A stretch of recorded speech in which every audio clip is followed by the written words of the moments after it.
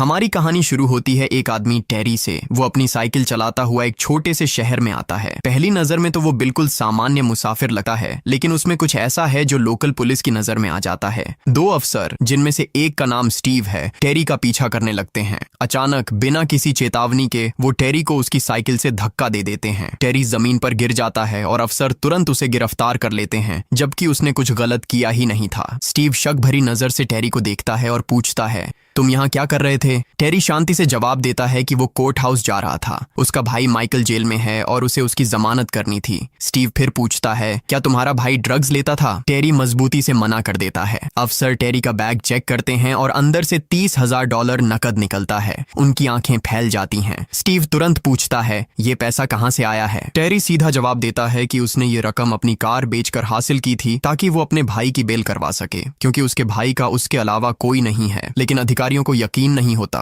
उन्हें लगता है कि टेरी एक ड्रग डीलर है और यह पैसा गैरकानूनी तरीके से कमाया गया है। टेरी प्रमाण के लिए अपने बॉस का नाम तक बता देता है, पर वे सिर्फ हंस देते हैं। फिर वे उसके सारे पैसे जब्त कर लेते हैं और उसके हाथ में एक रसीद थमा देते हैं और कहते हैं, ले जाओ, इससे तुम्हारे भाई की बेल हो जाएगी। टेरी सीधे कोर्ट हाउस जाता है। सोचता है शायद ये कागज काम आ जाए। काउंटर पर उसकी मुलाकात एक कोर्ट क्लर्क इलियट से होती है। टेरी बताता है कि उसका भाई माइकल जेल में है और वह उसकी बेल कराने आया है। एलियट अपने कंप्यूटर पर देखता है और कहता है, बेल $10,000 है, उतना पैसा जमा करो तभी रिहाई के कागज मिलेंगे। टेरी कहता है कि उसके पास पैसा नहीं है। वह कहता है कि पुलिस ने सारा पैसा ले लिया है और उन्हें सिर्फ यह कागज दिया गया है। एलियट कागज पर नजर डालता है और कहता है, ये मेरी समस्या नहीं है, ये तुम्हारी और पुलिस की बात है। जब तक 10,000 नहीं आएंगे कुछ नहीं होगा। इतना कहकर वह अपना ऑफिस बंद कर देता है और चला जाता है। टेरी बेबस होकर वहीं खड़ा रह जाता है। तभी समर नाम की एक कोर्ट कर्मचारी टेरी की परेशानी नोटिस करती है। एलियट के जाने के बाद वह टेरी के पास आती है और पूछती है, क्या हुआ? टेरी सब कुछ बता देता है, कैसे पुलिस ने उसे रोका, कैसे उन्होंने उसके पैसे ले लिए और कैसे उसे सिर्फ एक बेकार कागज थमा दिया गया। समर ध्यान से सुनती है। फिर वह समझाती है कि यह एक गिरफ्तारी जैसी स्थिति थी। पुलिस ने उसका पैसा जब्त कर लिया था और कहती है कि तुम्हें फिर भी अपने भाई को छुड़वाने के लिए $10,000 चाहिए होंगे। टेरी हैरान होकर पूछता है कि वे उसके साथ ऐसा क्यों कर रहे हैं। समर कुछ बोलने ही वाली होती है कि तभी एक पुलिस अधिकारी वहां से गुजरता है। वह जल्दी से टेरी को बाहर ले जाती है ताकि बात सुरक्षित तरीके से कर सकें। बाहर आकर समर समझाती है कि टेरी को यहाँ के कानून और नियमों के बारे में कुछ पता नहीं है। वह उसे सलाह देती है कि पैसे देकर अपने भाई को छुड़ा ले और यहाँ से निकल जाए, वरना मुसीबत में पड़ जाएगा। फिर वह पूछती है कि उसके भाई ने क्या किया था। टेरी का चेहरा गंभीर हो जाता है। वह बताता है कि उसके भाई पर कुछ चार्ज लगे हैं और उसे जेल में डाल दिया गया है।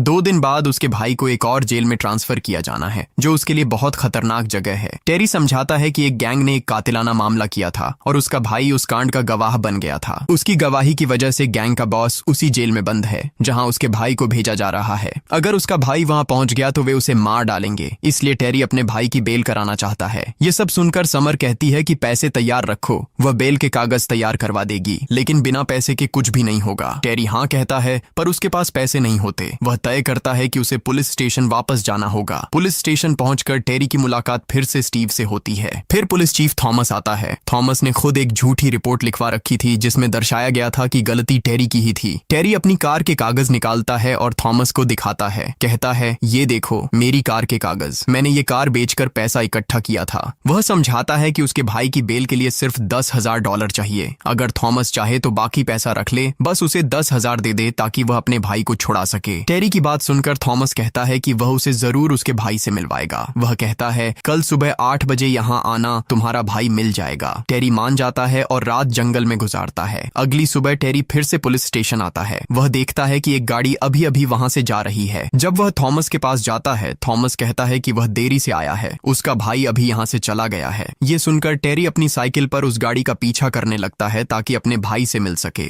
जब उसकी मुलाकात माइकल से होती है, वह उससे कहता है कि जेल पहुंचते ही सुरक्षा के लिए अपील करानी होगी, क्योंकि वहां के लोग उसकी पहचान जानते हैं और उसकी जिंदगी खतरे में है। वापस आकर टेरी पैसे का इंतजाम करने के लिए अपने बॉस को कॉल करता है। जब वह $10,000 मांगता है, उसका बॉस कहता है कि टेरी ने पुलिस को उनके बारे में बताकर बड़ी गलती कर दी है। वहां की पुलिस ने उसके शहर की पुलिस को सब बता दिया था और उन्होंने उनके ऑफिस पर छापा मारकर सब कुछ जब्त कर लिया है। अब बॉस के पास देने के लिए कुछ नहीं बचा। टेरी को समझ आ जाता है कि बॉस से कोई मदद नहीं मिलने वाली। अब उसके पास कोई रास्ता नहीं बचा। वह फिर से कोर्ट जाता है और समर से मिलता है। वह बताता है कि उसके भाई को ट्रांसफर कर दिया गया है और अब उसकी जान खतरे में है। जेल जेल पहुंचने से पहले वह उसे बेल कराना चाहता है। समर उसे साइड में ले जाती है और कहती है कि पैसे देने के अलावा कोई विकल्प नहीं है। वह समझाती है कि वह पैसे लाकर जज को देगी और तभी बेल के कागज निकल पाएंगे। टेरी कहता है कि वह जा रहा है और पैसे लेकर वापस आएगा, लेकिन उसे कहीं से भी पैसे नहीं मिलते। इसीलिए वह थॉमस से बात करने के लिए दोबारा पुलिस स्टेशन जाता है। थॉमस जैसे ही टेरी को देखता है वह कहता है कि उसका भाई यहाँ नहीं है और उसे चुपचाप चले जाना चाहिए। टेरी कहता है कि अपने पैसों में से बस 10,000 दे दे ताकि वह अपने भाई को छुड़ा सके। वह बताता है कि उसका भाई उस जेल में खतरे में है। थॉमस कहता है कि शायद टेरी को पता नहीं, लेकिन सरकार उन्हें कोई पैसे नहीं देती। वह समझाता है कि जब वे पैसे जब्त करते हैं तो उनके खर्च उसी से चलते हैं, इसलिए पैसे नहीं मिल सके। फिर ठंडे अंदाज में कहता है कि टेरी को यहाँ से चुपचाप निकल जाना बेहतर होगा। जैसे ही थॉमस अपनी पिस्टल निकालता है, टेरी उसे पकड़ लेता है। स्टीव भी बाहर आता है, लेकिन टेरी आसानी से उस पर भी हमला कर देता है। स्टीव की पिस्टल छीनकर वह फिर से थॉमस को पकड़ लेता है। दोनों को पकड़कर टेरी उन्हें पुलिस स्टेशन के अंदर ले जाता है। अंदर एक पुलिस अधिकारी सैमी होती है। वह कुछ नहीं कर पाती क्योंकि टेरी के हाथ में बंदूक होती है। टेरी के कहने पर वह खुद ही स्टीव और थॉमस को हथकड़ी से बांध देती है। फिर वह टेरी को प्रॉपर्टी रूम में ले जाती है जहां उसका पैसा रखा होता है। उन पैसों में से वह सिर्फ $10,000 निकालकर टेरी को दे देती है। $10,000 लेने के बाद टेरी सैमी की बंदूक से सारी गोलियां निकालकर बंदूक खाली कर देता है। फिर कहता है कि उसे बस यहीं से शांतिपूर्वक निकलना है। वह किसी को नुकसान नहीं पहुंचाना चाहता। क्योंकि कोई खून खराबा नहीं हुआ था, सैमी उसकी बात मान लेती है और उसे बाहर ले जाती है। वह अपनी कार में टेरी को बैठाती है। बाहर कुछ लोग खड़े होते हैं जिनसे सैमी कहती है कि सब कुछ कंट्रोल में है। इसके बाद वह टेरी को शहर से काफी दूर छोड़ देती है। टेरी अपनी साइकिल लेकर वहां से चल पड़ता है, लेकिन बच निकलना आसान नहीं था। पुलिस अभी भी उसके पीछे थी। टेरी तुरंत अपना पैसा लेकर कोर्ट पहुंचता है। जैसे ही एलियट को पैसा मिलता है, वह बेल के कागज तैयार कर देता है। जज भी उन कागजों पर हस्ताक्षर कर देता है। लेकिन जब टेरी वे कागज लेने ही वाला होता है तो तभी पुलिस वहां पहुंच जाती है।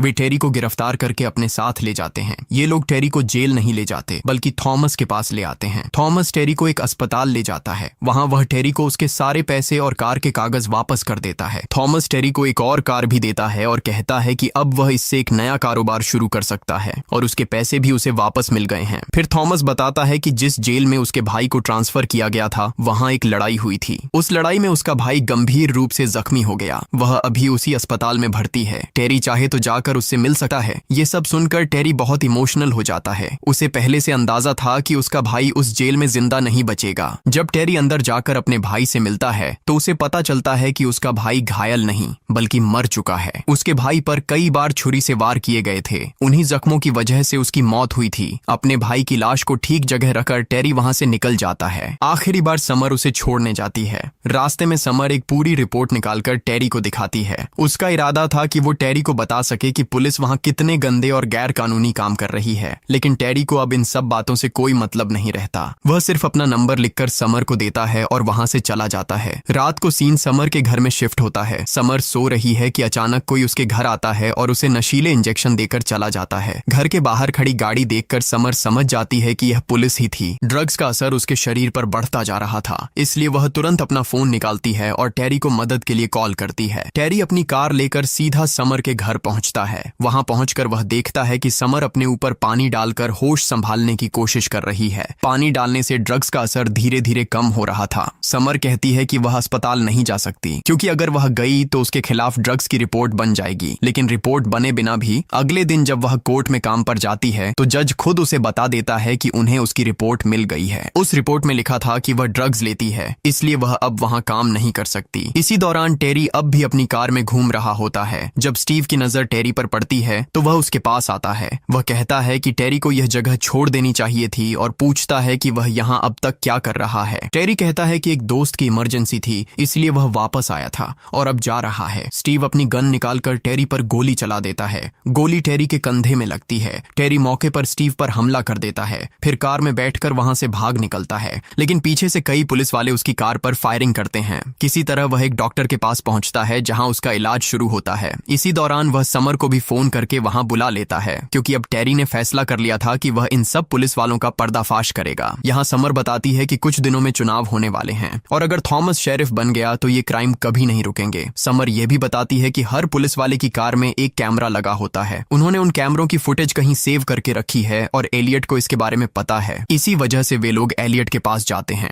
समर एलियट से कहती है कि क्या उसे पता है वे चिप्स कहाँ रखी हैं। एलियट कहता है कि वह उन्हें कुछ नहीं बता सकता, क्योंकि अगर उन्हें पता चल गया तो वे उसे मार डालेंगे। वह कहता है कि वह उनके खिलाफ नहीं जा सकता, लेकिन समर उसे बहुत समझाती है और आखिर में एलियट एक संकेत देता है। उस संकेत की वजह से समर को समझ आ जाता है कि वे सारी चिप्स कहाँ रखी हैं। समर टेरी को लेकर उस जगह जाती है और सभी चिप्स ढूंढने लगती है। उसे सारी चिप्स मिल जाती हैं। इनमें से एक चिप टेरी के भाई माइकल की भी है। उस पर जो कुछ उन्होंने माइकल के साथ किया उसकी रिकॉर्डिंग इसी चिप में है। जब वहां से निकलने का समय आता है तो समर टेरी से कहती है कि वह कार में जाकर उसका इंतजार करे। टेरी उसकी बात मानता है, कार में जाकर बैठता है और इंतजार करता है। समर अंदर कुछ और ढूंढने जाती है, लेकिन तभी दो पुलिस वाले समर को देख लेते हैं और उसे पकड़ लेते हैं। वे उसे अपने साथ ले जाते हैं। टेरी भी उनकी कार का पीछा करता है। बाकी पुलिस वाले समर को लेकर चले जाते हैं, लेकिन एक पुलिस वाला अपनी कार में बैठा रह जाता है। टेरी अपनी कार लेकर उस कार से टकरा देता है और उस पुलिस वाले को बाहर गिरा देता है। जैसे ही वह पुलिस वाला बाहर आता है, टेरी उसे पकड़ लेता है। रेडियो के जरिए टेरी उन पुलिस वालों से बात करता है जो समर को ले जा रहे थे। टेरी कहता है कि अगर उन्होंने समर को कुछ किया तो उसके पास उनकी चिप है और वह उसे वायरल कर देगा।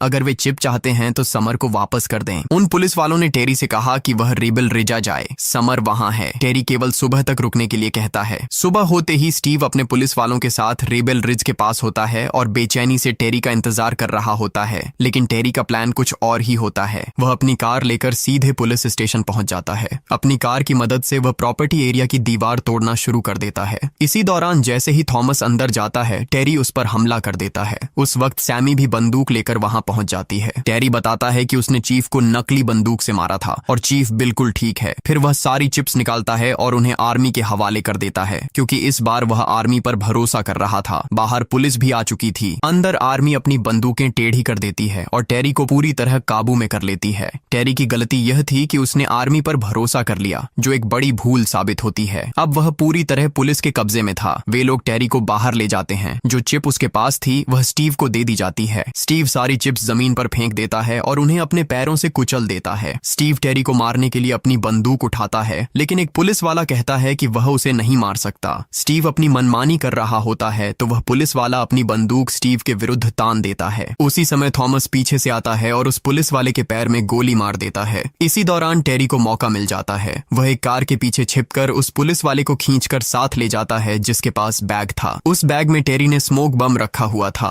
वह उसे फैलाता है और चारों ओर धुआं कर देता है। धुएं का फायदा उठाकर वह एक एक करके पुलिस वालों को मारना शुरू कर देता है। इस बीच टेरी की स्टीव से भी भिड़ंत होती है और वह उसे भी बुरी तरह पीट देता है। फिर वह सीधे उस कार तक दौड़ता है जिसमें समर बंधी हुई थी। टेरी उस कार का कैमरा ऑन कर देता है। वह कार लेकर घायल पुलिस वाले के पास जाता है और उसे भी कार में बिठा लेता है। अब टेरी सबको लेकर अस्पताल की ओर निकल पड़ता है। दरअसल इन लोगों ने समर को ड्रग्स दे रखी थी, इसलिए उसकी हालत भी खराब थी। चीफ और बाकी पुलिस वाले उनके पीछे आ जाते हैं। चीफ की कार टेरी के बिल्कुल पीछे होती है। सैमी जाकर चीफ की कार से टकराती है, जिससे चीफ अपने रास्ते से हट जाता है और टेरी कुछ हद तक सुरक्षित हो जाता है। सैमी सब पुलिस वालों से कहती है कि सब कुछ ठीक है। वह यह भी बताती है कि चीफ के हर एक अंदाज का वीडियो कैमरे में रिकॉर्ड हो चुका था। टेरी सीधे अस्पताल पहुंचता है और समर को लेकर तुरंत भर्ती करवा देता है। उसे बहुत दवाइयों और इलाज की जरूरत थी, क्योंकि ड्रग्स का ओवरडोज उसकी जान ले सकता था। इसके बाद टेरी बाहर जाकर कार से वह डीवीडी निकाल लेता है जिसमें कैमरे की सारा फुटेज सेव था। इसी फुटेज की मदद से टेरी चीफ के सारे अपराध सबके सामने ला देता है। इस तरह टेरी ने पूरा सच दुनिया के सामने रख दिया, वो सच जिसे पुलिस हमेशा छिपाने की कोशिश कर रही थी। और यहीं पर यह मूवी खत्म हो जाती है। अगर आपको ये कहानी पसंद आई हो तो वीडियो को लाइक जरूर करें और चैनल को सब्सक्राइब कर लें, ताकि ऐसी और रोमांचक कहानियां आप तक लगातार पहुंचती रहें।